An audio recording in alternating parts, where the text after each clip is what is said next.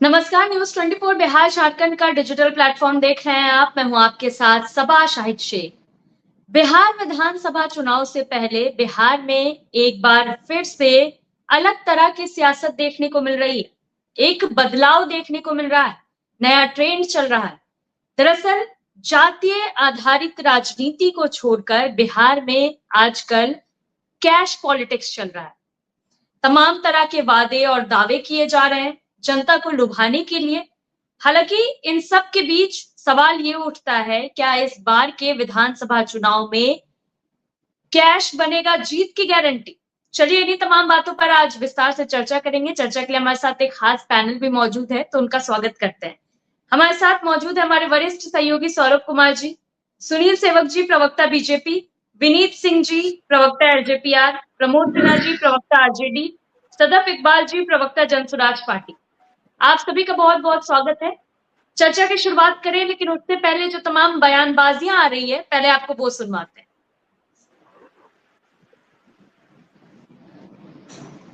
महिलाओं ने जो विषय को रखा, उस विषय को लेकर के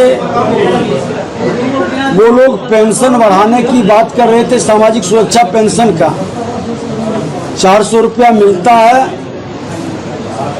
1000 रुपया का उन लोगों का डिमांड हुआ कि कुछ बढ़ा दिया जाए। माननीय मुख्यमंत्री बिहार सरकार एनडीए सरकार ने 1100 रुपया कर दिया। ये लगभग 1 करोड़ से ऊपर के लोगों को इसका लाभ मिलेगा। दिक्कत क्या है, आज जो मुख्यमंत्री जी ने, हम तो 1500 दे रहे हैं और इनकी है 1100। पेंशन में पेंशन बढ़ा रही है सरकार, क्योंकि तेजस्वी का ऐलान। असलियत यही है कि जनता की महागठबंधन सरकार आ रही है, तो टेंशन में नीतीश जी ने पेंशन को बढ़ाया। 60 वर्ष से ज्यादा है ये नीतीश कुमार अभी 400 रुपया दे रहा है पेंशन के नाम पर भीख। अगर भिखारी रोड पर बैठ जाए उसको भी 400 रुपया से ज्यादा महीना में मिलेगा। इस महंगाई के जमाना में 400 रुपया का भीख दे रहा है। इसलिए तय हुआ कि छठ के बाद जब ये जनता का राज बनेगा तो दिसंबर 2025 से 60 वर्ष से ज्यादा उम्र के हर महिला पुरुष को 400 रुपया नहीं 2000 रुपया पेंशन का व्यवस्था जरूर कर दिया जाएगा। तो सुना आपने किस कदर बयानबाजियां तेज हो गई है। सीधा रुख करूंगी सुनील सेवक जी का। सुनील जी, वृद्धा पेंशन 400 से बढ़ाकर 1100 कर दिया गया, काफी अच्छी बात है।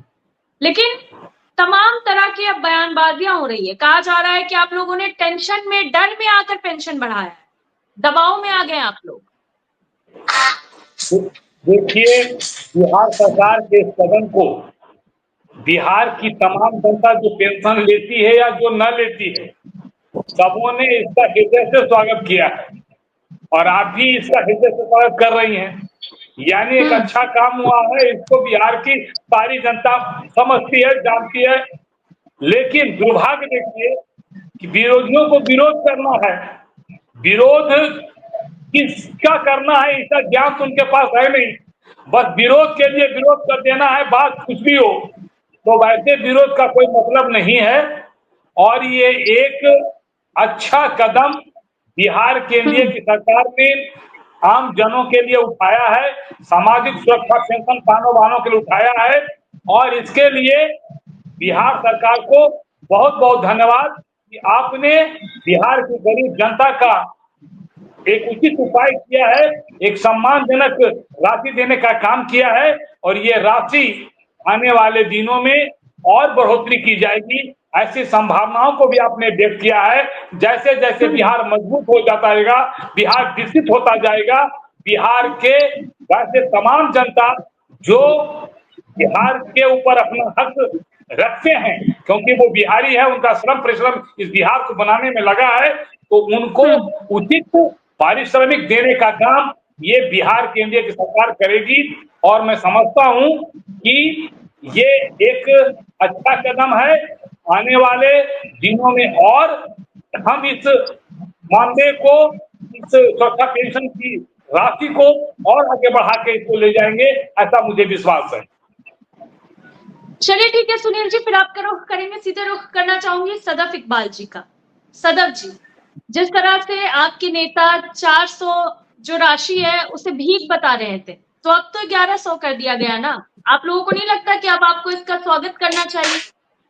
देखिए, 400 रुपया पेंशन हो या 1100 रुपया पेंशन हो या सरकार जो 5 किलो राशन बांटती है या किसानों को मात्र 6,000 रुपया प्रति वर्ष देती है, वृद्ध है, विधवा है, विकलांग के नाम पर जो पेंशन दे रही है, यह सब इसलिए है कि सरकार समाज को आर्थिक तौर पर आत्मनिर्भर करने में पूरी तरह असफल रही है।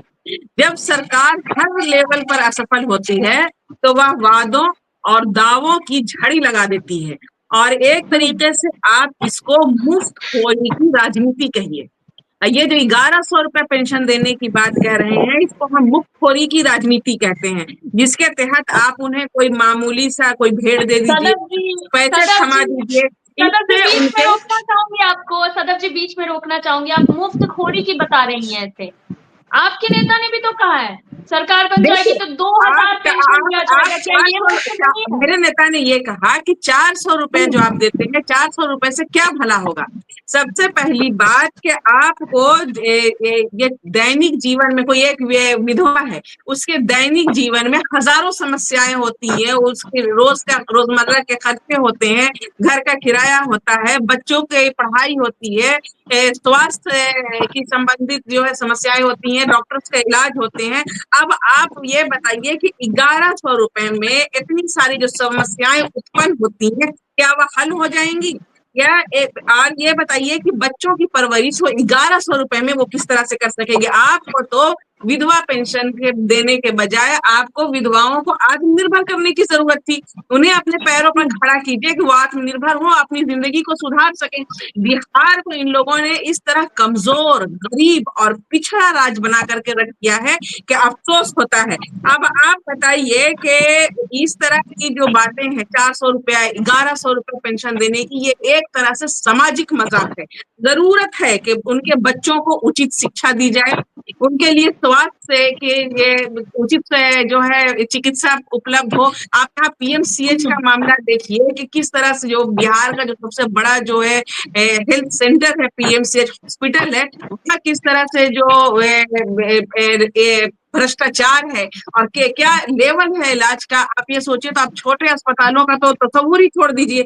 और सरकार यह समझती है कि इस तरह से 1100 रुपया पेंशन दे करके उसने अपना दायित्व पूरा कर दिया, अब वो अपनी पीठ थपथपा रहे हैं। उन्हें समाज पर जो जमीन पर जो प्रॉब्लम्स हैं, बिहार जो पिछड़ेपन का जो उनकी वजह से जो कारण है, 15-20 साल से ये सत्ता भोग रहे हैं और बिहार आखिरी पैदान पर खड़ा है, ये इनको नजर नहीं आता है। और ये 1100 रुपया एक तरह से भीख दे करके खुश हो रहे हैं। सरकार या दूसरी पार्टियों को, सरकार ही नहीं दूसरी पार्टियां भी जो है ये इस तरह की पॉलिटिक्स कर रही है, कोई माई बहन योजना निकाल रहे हैं ये इस तरह से, तो उन्होंने भी वो सरकार में रहे 15 2000 देने की बात कह रहे हैं। देखिए, हम वृद्धा पेंशन देने की 2000 रुपए की बात कर रहे हैं, कम से कम इतनी तो राशि हो कि जो सम्मानजनक हो। आप जो है 400 रुपए दे रहे हैं। ठीक है, फिर आपका रुख करेंगे, और भी लोग हमारे साथ हैं। सीधे रुख करना चाहूंगी डॉक्टर विनीत जी का। विनीत जी, सदफ जी का कहना है कि 1100 रुपये से क्या होगा, तमाम जरूरतें हैं, कैसे पूरी होगी? सदफ जी, सौरभ भाई, आप सभी को नमस्कार, गुड इवनिंग। Good evening. बहुत दिनों के बाद आना हुआ है। एक ये राजद का ट्वीट है जिसमें कई तरह की घोषणाएं हैं। अभी सदफ जी कह रहे थे कि विधवाओं को हम 2000 देने की बात कर रहे थे, 2000 नहीं 1500 देने की बात कर रहे थे। इसके बाद से सारी चीजें, अब दिव्यांगों को देने की बात कही जा रही थी, भाई बहन योजना के अंतर्गत देने की बात कही जा रही थी। तो जब अपने पे बात आती है तो कुछ भी घोषणा कर दे, क्योंकि इनको मालूम है कि सरकार तो आने वाली है नहीं। इसलिए मैं जनसुराज से हूँ, मैं आरजेडी से नहीं हूँ। आप अच्छा, माफ कीजिएगा, थोड़ी नजरें कमजोर हो, तभी हमने 2000 रुपये कहा। हाँ ठीक है, थोड़ी नजरें कमजोर हो गई है, माफ कीजिएगा मेरी। युवावस्था में ये हाल है विनीत जी।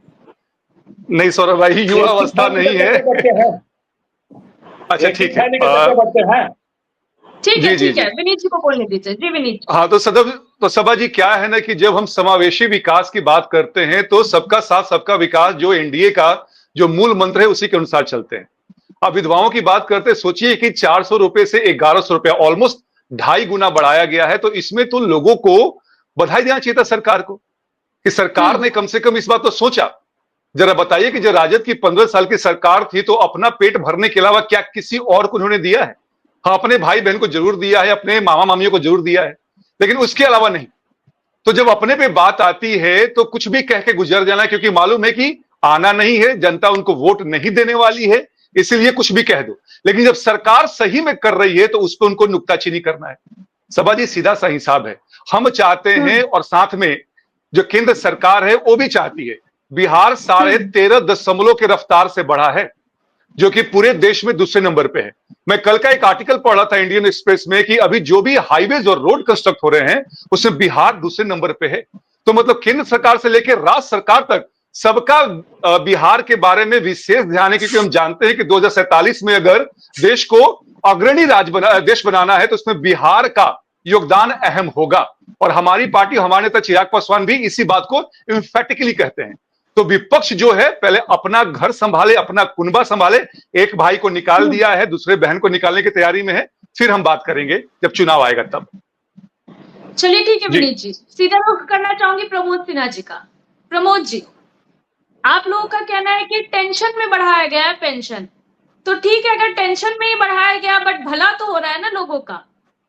400 से 1100 हुआ है तो वाकई स्वागत करने वाली बात है। प्रवक्ता को भी सुन रहे थे जी, सत्ता पक्ष के भी प्रवक्ता को सुन रहे थे और जन सुराज पार्टी के भी प्रवक्ता को सुनने का काम कर रहे। सत्ता के पक्ष के प्रवक्ता को 20 सालों से जो बिहार में सरकार है, 20 सालों के बाद याद आई है कि जो सामाजिक सुरक्षा पेंशन है वो बढ़ा करके 1100 रुपया कर दिया जाए। और वो याद कब आई है? जब हमारे नेता आदरणीय तेजस्वी प्रसाद यादव जी ने लगातार जो जातीय सर्वे हुआ था और जातीय सर्वे में जो राज्य की 2/3 आबादी जो मात्र 10,000 रुपया से कम पर गुजर बसर करने पर बाध्य है, और जो महंगाई, बेरोजगारी, गरीबी, भुखमरी, पलायन, इन तमाम चीजों को देखते हुए हमारे नेता ने घोषणा किया था कि हमारी सरकार बनने पर माई बहन मान योजना के तहत 2500 रुपया हम प्रत्येक महिलाओं के खाता में देने का काम करेंगे। साथ ही जो सामाजिक सुरक्षा पेंशन है उसको हम बढ़ा करके 400 से 1500 रुपया करने का काम करेंगे, क्योंकि बगल के राज्य झारखंड में भी 1000 रुपया है। उसके अलावा जो देखिए महंगी जो बिजली है बिहार में जो मिलती है, तो 200 यूनिट बिजली फ्री देने की बात कही गई थी, और जो गैस सिलेंडर था उसको 500 रुपया में करने की बात कही गई। इन्होंने ठीक है, चुनाव को नजदीक में देखते हुए इन्होंने सामाजिक सुरक्षा पेंशन को 1100 रुपया में करने का काम किया है। अब देखिए, कुछ दिन पहले जब हमारे नेता इन घोषणाओं को करने का काम किया था तो ये लोग क्या बातें करते थे? ये लोग कहते थे कि पैसा कहाँ से आएगा। तो सवाल उठता है कि जब व्यक्ति के पास विजन और दृढ़ इच्छा शक्ति ही नहीं होगा, वो काम कहाँ से करेगा। जब हमारे नेता ने ये घोषणा करने का काम किया तो इन लोगों की बौखलाहट बढ़ी। चलिए, बौखलाहट में ही सही, कम से कम सामाजिक सुरक्षा पेंशन 1100 रुपया तो इन लोगों ने करने का काम किया, लेकिन हमारी सरकार बनेगी तो हम उसको 1500 रुपया करेंगे। और हमारे नेता आदरणीय तेजस्वी प्रसाद यादव जी ने जो अन्य वायदे किए हैं उसको जैसे ही सरकार बनेगी उसको हम धरातल पर लाने का काम करेंगे। और एक बात सभा जी और कहना चाहते हैं कि ये लोग एक एक करके, हमारे नेता आदरणीय तेजस्वी प्रसाद यादव जी की जितनी भी घोषणाएं हैं आप देखिएगा, एक एक करके दबाव में, टेंशन में, बौखलाहट में एक एक योजनाओं पर जो है हामी भरने का काम करेंगे। और आप देखिएगा फिर अगली बार हम उस डिबेट में बैठने का काम करेंगे। हमारे नेता के पास विजन है, दृढ़ इच्छा शक्ति है, उनकी सोच है। बिहार के परिप्रेक्ष्य में, बिहार में जो जन समस्याएं हैं, बिहार की जनता के जन सरोकार के मुद्दे हैं, उसको लेकर के हमारे नेता जो है हमेशा मुखर रहते हैं और हमेशा उन मुद्दों को उठाने का काम करते हैं। ऐसे ही कोई वायदा वो नहीं करते हैं। जिन वायदों को उन्होंने 2020 में करने का काम किया था विधानसभा चुनाव के पहले, उसको जो है सरकार 17 माह की सरकार में, चाहे आईटी पॉलिसी हो, टूरिज्म पॉलिसी हो, स्पोर्ट्स पॉलिसी हो, सरकारी नौकरी देने की बात हो, नियोजित शिक्षकों को राजकर्मी का दर्जा देने की बात हो, उन्होंने पूरा करने का काम किया है। कोई बात ऐसे ही नहीं कहते हैं हमारे नेता। तो इन लोगों के पास तो कोई दृढ़ इच्छा शक्ति और विजन तो है नहीं। इन लोगों का काम है नकल करने का। आप नकल करिए, लेकिन कम से कम जो है, जब आप हमारे नेता जब ये कहते हैं तो उस समय सवाल क्यों उठाते हैं? हमारे नेता ने जब जब घोषणा की, आप देखिए ना, जब सरकारी नौकरी देने की बात 2020 में कही थी तो कहते थे माननीय मुख्यमंत्री नीतीश कुमार जी, कहता है नौकरी देंगे, पैसा कहां से लाएगा? बाप के घर से लाएगा, जेलवा से लाएगा, ऐसे सब थे माननीय मुख्यमंत्री नीतीश कुमार जी के।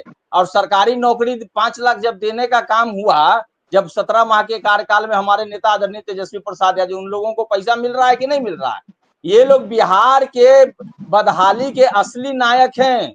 और किस प्रकार से है कि जब देखिए बिहार में जब देश की 10% आबादी निवास करती है, 85 नवोदय विद्यालय दूसरे राज्य के लिए स्वीकृत करते हैं, बिहार को एक भी नहीं देते हैं। 28 नवोदय विद्यालय दूसरे राज्य के लिए स्वीकृत करते हैं, बिहार को एक भी नहीं देते हैं। मेगा टेक्सटाइल पार्क दूसरे राज्यों को देते हैं, बिहार में जगह उपलब्ध कराया जाता है, बिहार को नहीं देते हैं। और मंत्री कहते हैं और बर्दाश्त नहीं हो रहा है क्या? बर्दाश्त नहीं हो रहा है, बर्दाश्त करिए, बर्दाश्त करिए ना। ठीक है प्रमोद जी, सुनील जी, ठीक है, हमारे वरिष्ठ सहयोगी भी हमारे साथ है, तो सीधे उनका रुख करना चाहूंगी क्योंकि उनके पास भी कुछ सवाल है। लेकिन पहले मेरा भी उनसे एक सवाल है। सौरभ जी, जिस तरह से जनता को लुभाने के लिए तमाम तरह के वादे हो रहे हैं, अब कैश पॉलिटिक्स भी हावी होने लगा है। कोई 1500 देने की बात कह रहा है, कोई 2000 देने की बात कह रहे हैं, किसी ने 400 से 1100 बढ़ा दिया। क्या होगा आने वाले समय में? आप जी बिल्कुल सबा, आपने बिल्कुल सही कहा, कैश पॉलिटिक्स। हालांकि देश में इसकी शुरुआत काफी पहले हो चुकी है और मुझे लगता है कि सबसे पहले कैश पॉलिटिक्स की अगर बात ना करें, लेकिन अगर फ्री पॉलिटिक्स की बात करें तो निश्चित रूप से सबसे पहले दिल्ली में इसकी शुरुआत हुई। बिल्कुल। जब केजरीवाल सरकार ने ये कहा था कि हमारी अगर सरकार बनी तो हम बिजली जो है वह लोगों को मुफ्त में देंगे, और इसका असर भी दिखा था। भारी मतों से केजरीवाल की सरकार बनी थी। केजरीवाल सरकार 5 सालों तक रही भी और लोगों को मुफ्त में बिजली भी मुहैया कराई गई। तो निश्चित तौर पर आज के समय में भी कई राज्यों में चाहे महिलाओं को जो प्रति महीने पैसे देने की बात हो रही है, वो चाहे झारखंड की बात करें, हम मध्य प्रदेश की बात करें, राजस्थान की बात करें, वहां ऑलरेडी महिलाओं को दिया जा रहा है। बिहार में यूं कहें कि थोड़ी कुछ समय के बाद ये कैश पॉलिटिक्स की एंट्री हुई और मुझे लगता है ये पहली बार हुई जी। 2025 का जो विधानसभा चुनाव है, इसमें कैश पॉलिटिक्स की बात पहली बार हुई। 2020 में कैश पॉलिटिक्स की बात नहीं हुई थी, रोजगार की बात हुई थी, नौकरी की बात हुई थी, लेकिन इस बार कैश पॉलिटिक्स की बात पहली बार हो रही। मुझे याद है कि 3-4 महीना पहले करीब दिसंबर के महीने में नेता प्रतिपक्ष ने तेजस्वी यादव ने ये मुद्दे उठाए थे। उन्होंने कहा था कि अगर हमारी सरकार बनी तो 200 यूनिट फ्री बिजली दी जाएगी। इसके साथ ही उन्होंने कहा था कि अगर महागठबंधन की सरकार बनी तो 1500 रुपया जो है वो वृद्धा पेंशन के तौर पर लोगों को दिया जाए। इसके अलावा उन्होंने एक चीज और कही है, 2500 रुपया हर महीने महिलाओं को अगर महागठबंधन की सरकार बनी तो दिया जाए। तो मुझे तो ये लग रहा है ना कि एक के बाद एक मुद्दे जो हैं महागठबंधन के या फिर नेता प्रतिपक्ष के, उसको एनडीए खत्म कर रही है। एक एक करके एनडीए उसे खत्म कर रही है। सबसे पहले हमने देखा कि चाहे तेजस्वी यादव हो या फिर राहुल गांधी हो, वो मांग कर रहे थे कि देश में जातीय जनगणना होनी चाहिए और लगातार मांग कर रहे थे। इसके लिए धरना प्रदर्शन भी किया जा रहा था महागठबंधन के तरफ से, लेकिन कुछ दिनों के बाद केंद्र सरकार ने ऐलान कर दिया कि अगले साल पूरे देश भर में जातीय जनगणना की जाएगी। तो महागठबंधन के तरफ से ये मुद्दा जो है ये खत्म हो गया। दूसरी बात, तेजस्वी यादव ने कहा कि 1500 रुपया हम वृद्धा पेंशन के तौर पर देंगे। नीतीश सरकार ने अनाउंस कर दिया कि अगले महीने से 400 के जगह पर 1100 रुपया वृद्धा पेंशन के तौर पर लोगों को दिया जाए। तो अब ये मुद्दा भी खत्म हो गया। अब 2 ही मुद्दा बचा हुआ, एक तो 200 यूनिट फ्री बिजली दी जाएगी अगर महागठबंधन की सरकार बनी तो, और दूसरा मुद्दा ये है कि 2500 रुपया जो है वो महिलाओं को दिया जाए। तो 200 यूनिट फ्री बिजली देने के सवाल पर एनडीए ने स्पष्ट कर दिया है कि हम फ्री में बिजली नहीं देंगे लोगों को, उसके बदले हम सब्सिडी ऑलरेडी पहले से दे रहे हैं। लेकिन मुझे लगता है कि 1 महीने के अंदर महिलाओं को एक बड़ी सौगात मिलने वाली और नीतीश सरकार के तरफ से कोई ना कोई राशि जो है उसका अनाउंसमेंट जरूर होने वाला है, जो महिलाओं को आने वाले समय में दिया जाए। वो राशि हो सकता है 1000 रुपए हो, 1100 रुपए हो, 1500 रुपए हो या फिर 2000 रुपए। लेकिन इसका अनाउंसमेंट भी जो है मुझे लगता है जल्द ही होने वाला। मुझे लगता है कि एनडीए चाहती है कि जब हम लोग चुनाव में जाए, चुनावी प्रचार में जाए, तो महागठबंधन के पास कोई मुद्दा ही ना बचे। जैसे करके एक एक करके सभी जो मुद्दे हैं उसको खत्म कर रही है। मुझे लगता है कि जब चुनावी जो प्रचार है वो शुरू होगा और जब महागठबंधन के नेता जनता के बीच जाएंगे, तो मुझे लगता है कि उनके पास कहने के लिए कुछ बचेगा। जी चलिए ठीक है सौरभ जी, सीधा जवाब लेना चाहूंगी सुनील जी से। सुनील जी, जिस तरह से प्रमोद जी कह रहे थे कि अब आप लोग हर वो मुद्दे उठाएंगे जिसे महागठबंधन उठाएगा, क्या आप लोग सच में इसी राह में चल रहे हैं? आप लोग नहीं चाहते कि महागठबंधन के सामने कोई विकल्प बचे? देखिए, एक कहानी है कि कीचड़ से लोग बचकर जाते हैं और कीचड़ को ये गुमान रहता है कि वो हमसे डरकर जा रहा है। तो आरजेडी एक कीचड़ है, इससे हर कोई बचना चाहता है और इनको घमंड हो रहा है कि हमसे लोग डरता है। इनके कहने पर कोई कुछ करता हो, ये गलतफहमी आरजेडी के नेता निकाल दें। रह गई बात, अभी कथा कर रहे थे प्रमोद जी कि हमारे नेता के पास विजन है। अरे कोई विजन नहीं है, एकमात्र रीजन है कि वो हार रहे हैं, इसलिए सब कथा कर रहे हैं। और अब रह गई बात प्रमोद जी कि जिस बात को आप कह रहे हैं, स्वाभाविक रूप से सौरभ जी ने भी आपसे कहा कि हम केवल आपके मुद्दे नहीं छीनेंगे, आपके पार्टी को मुर्दा बना देंगे, ये एनडीए ने तय कर रखा है। इसलिए मुद्दे तो छीनेंगे ही छीनेंगे, क्योंकि हम सरकार में हैं और हम हमेशा पॉजिटिव सोचते हैं, चाहे वो विरोधी के द्वारा दिया गया ही कोई क्यों नहीं सलाह हो। अगर वो बिहार के हित में है, बिहार के जनता के हित में है, तो सकारात्मक भाव से उसको स्वीकार करते हैं और उसको लागू करते हैं। आपकी तरह केवल छलावा नहीं करते हैं। अभी हमारे लोजपा के प्रवक्ता भाई कह रहे थे कि 15 वर्ष सरकार तो रही, उस समय कहा गया आपका रीजन, आपका विजन, सब चला गया दूल्हे में। करते क्या थे आप लोग? केवल घोटाला, केवल अराजकता फैलाते थे, केवल आतंकवाद को जन्म देते थे, केवल उग्रवाद के पीठ पर हाथ रखते थे। ये आपका विजन था, न कि बिहार की जनता के लिए कोई काम करना आपका विजन था। इसलिए विजन की कोई बात न करें, जनता सब समझती है कितना विजन है और उसके पीछे का क्या रीजन है। इसलिए अब वो दिन लग चुके हैं घमंडिया गठबंधन के। अब कोई चीज अब आपको वापस नहीं लाएगी।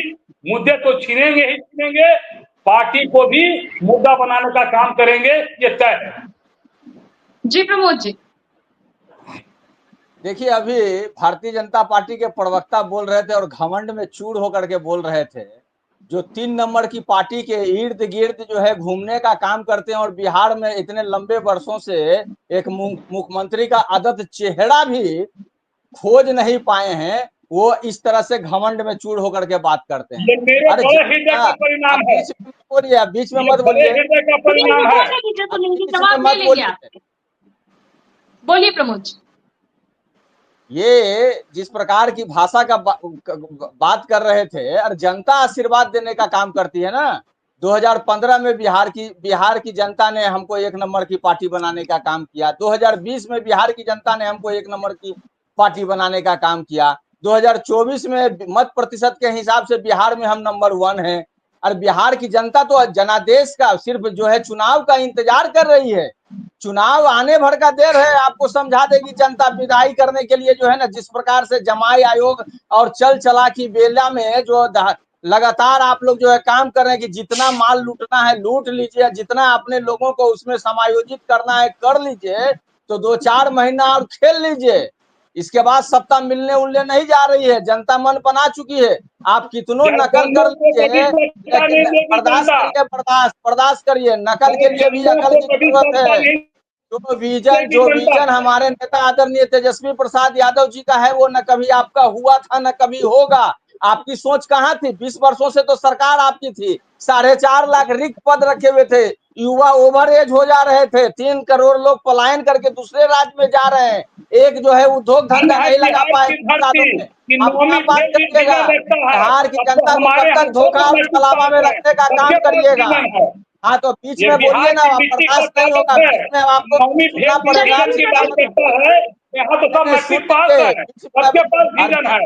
अरे आपके देश के प्रधानमंत्री कितने पढ़े हुए हैं बता दीजिए ना। चलिए दूसरे ठीक है बात करके प्रमोद पहले जी, अपना देखिए ना, क्या है आपके पास? अरे कुछ प्रमोद नहीं जी है, सुनिए, ठीक है, नहीं सीधा है। रुख करना चाहूंगी हमारे वरिष्ठ सहयोगी सौरभ जी का।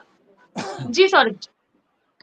जी बिल्कुल, विनीत जी के पास हम जाएंगे और विनीत जी से ये जानना चाहेंगे, विनीत जी अगर विपक्ष ये आरोप लगा रहा है कि हम लोग आगे आगे चल रहे हैं और एनडीए गठबंधन जो है वो हमारा नकल कर रहा है, तो इसमें मुझे नहीं लगता कि कोई गलत है, क्योंकि आप लोग एक के बाद एक जो मुद्दे हैं तेजस्वी यादव के, वो आप लोग अपना रहे हैं, उसको अडॉप्ट कर रहे हैं।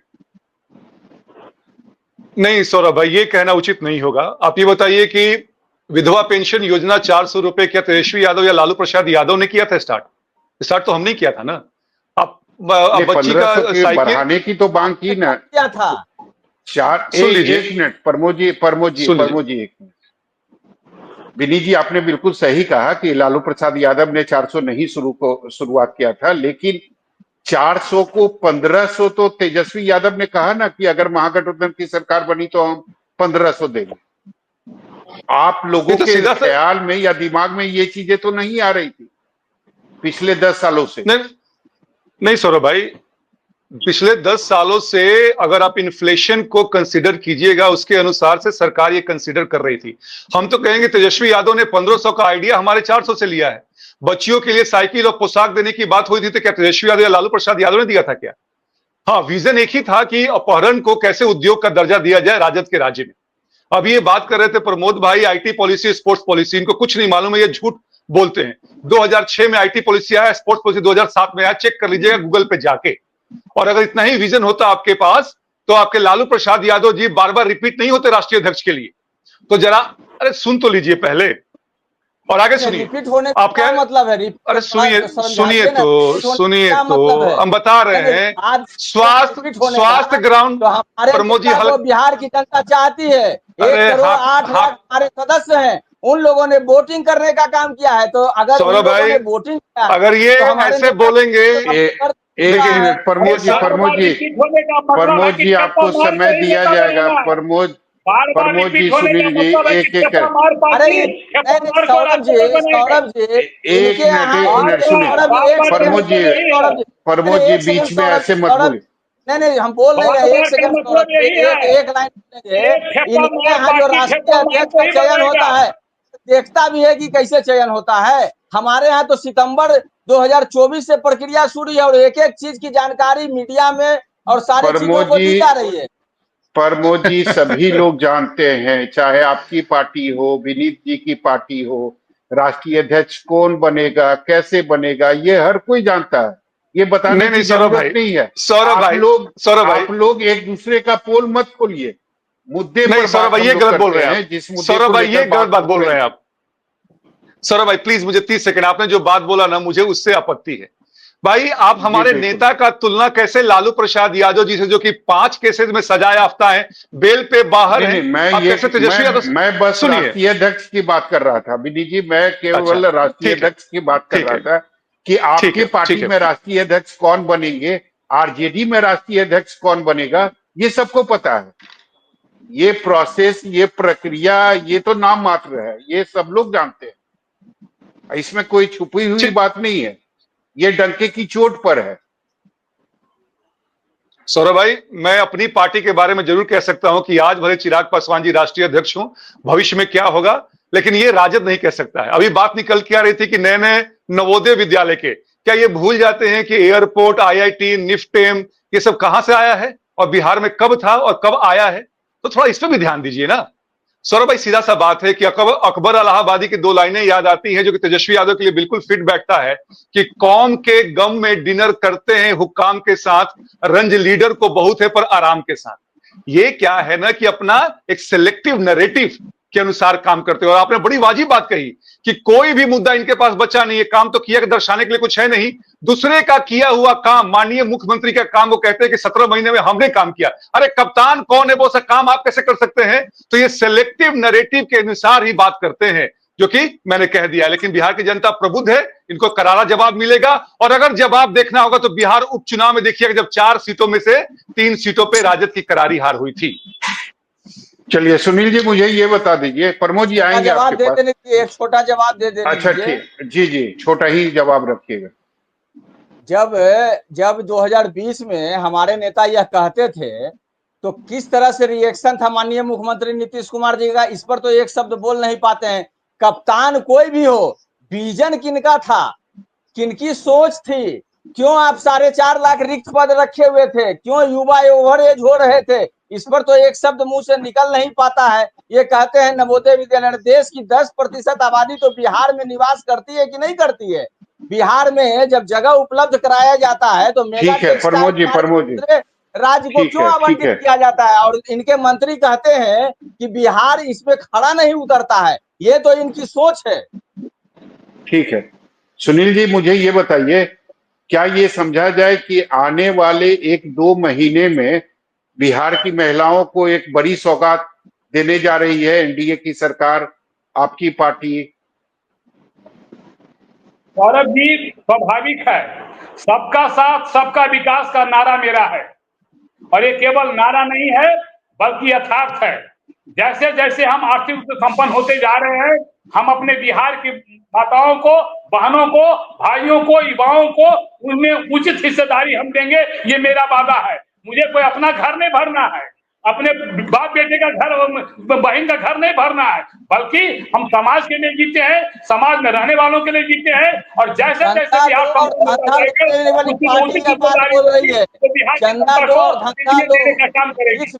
इस कंपनी का सालाना टर्नओवर 4 करोड़ भी नहीं था, 183 करोड़। एक मिनट प्रमोद जी, प्रमोद जी, प्रमोद जी, एक मिनट, प्रमोद जी ऐसे मत कीजिए, प्रमोद जी बीच में आदत को सुधार रहे हैं। तो सुनील जी, आप जो एक मिनट, सुनील जी, प्रमोद जी, एक मिनट, हमारे साथ जनसुराज पार्टी की भी प्रवक्ता है। मैम ये बताइए कि मुझे लगता है कि इसमें फायदा तो आम जनता को ही हो रहा है।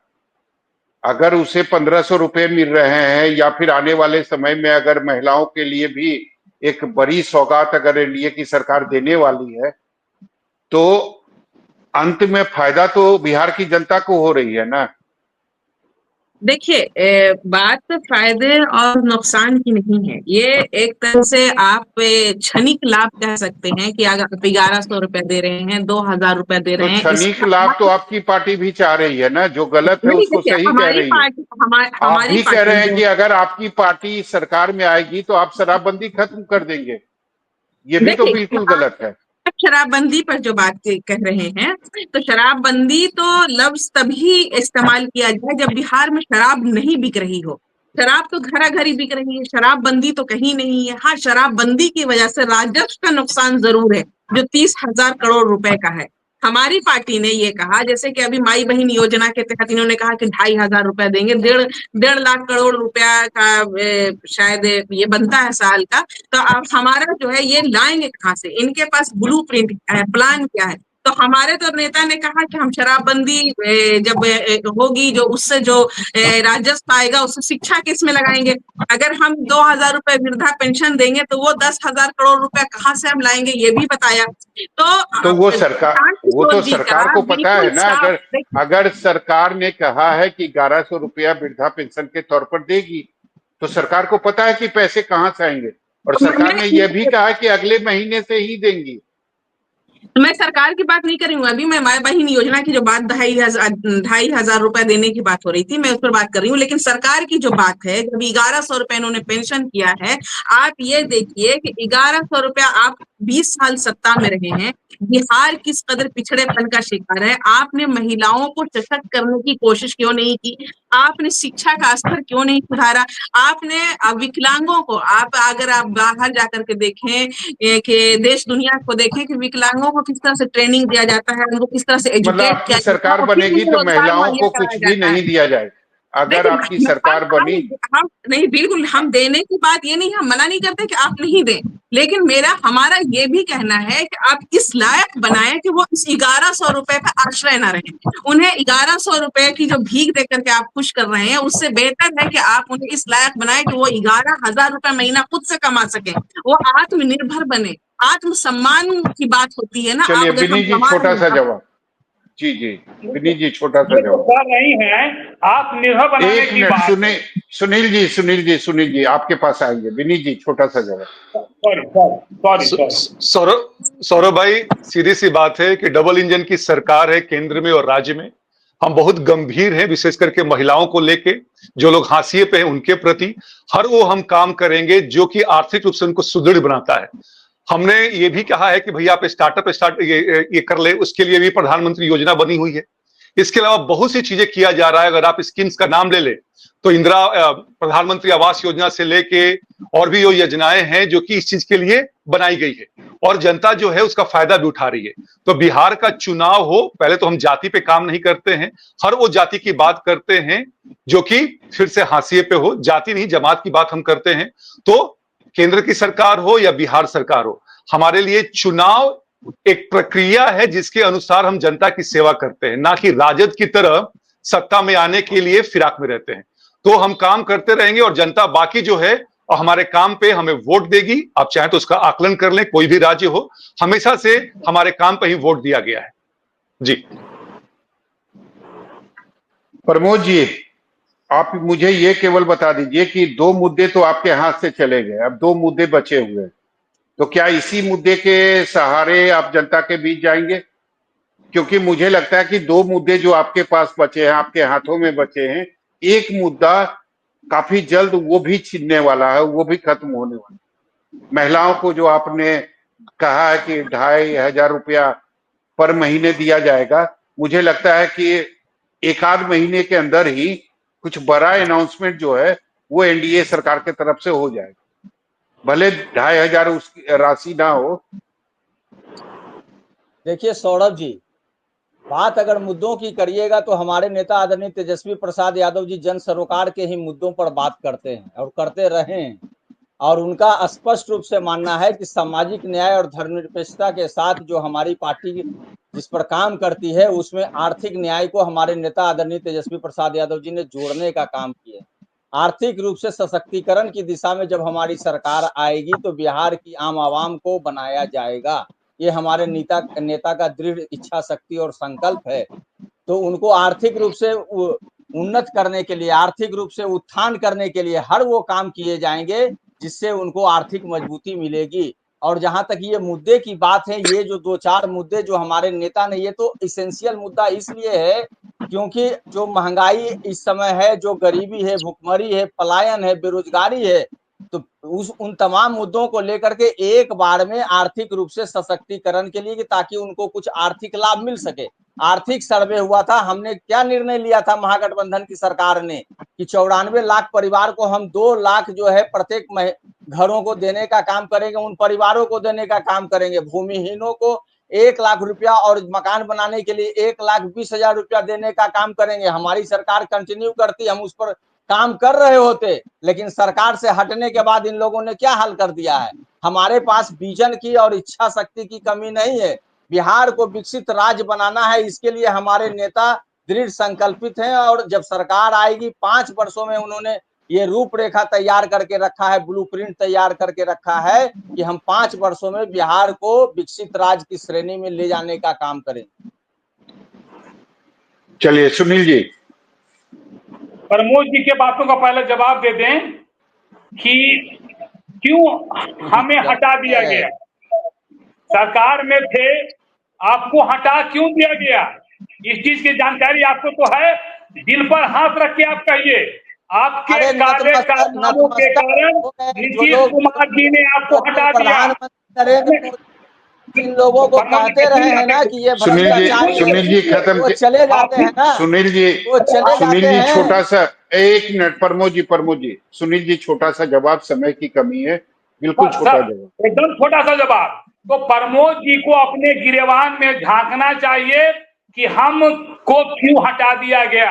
दूसरी बात, अभी जन सुराज की प्रवक्ता बोल रही थी कि उनको आत्म बनाना है।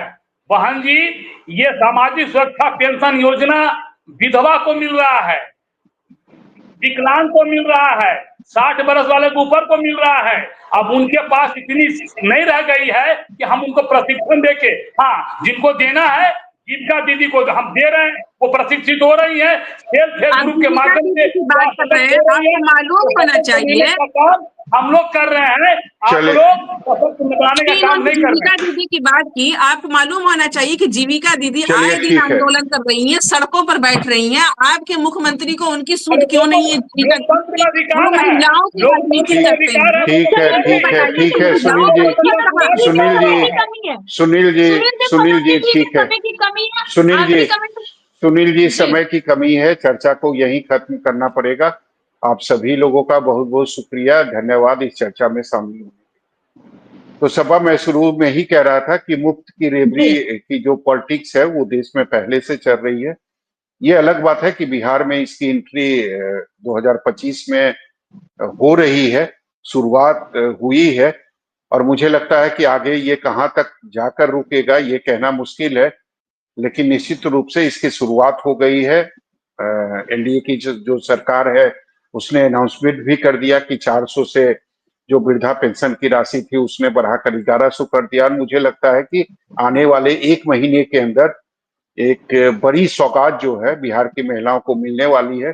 तो निश्चित रूप से बिहार में भी ये कैश पॉलिटिक्स की जो शुरुआत है वो हो चुकी है, और ये कितना हावी होगा कास्ट पॉलिटिक्स पे, ये मुझे लगता है नतीजे के बाद ही पता चलेगा। बिल्कुल, धन्यवाद जी, बहुत बहुत शुक्रिया आपका हमारे साथ जुड़ने के लिए। दरअसल अगर बात की जाए तो तमाम तरह के वादे किए जा रहे हैं, मुफ्त की बातें हो रही है, योजनाओं का लाभ दिया जा रहा है और योजनाओं के लाभ देने की बात कही जा रही है। हालांकि इन सब का नतीजा, ये सब वोट में कितना कन्वर्ट होगा, जनता इन सब के सहारे किस पर कितना भरोसा जताएगी, ये तो आने वाला वक्त ही बताएगा। फिलहाल के लिए इतना ही। देखते रहिए न्यूज़ 24 बिहार झारखंड। अगर आपको ये डिबेट अच्छी लगी तो इसे लाइक और शेयर जरूर करें। आप अपनी राय में कमेंट करके जरूर बताएं और हमारे चैनल को सब्सक्राइब करना ना भूलें। नमस्कार।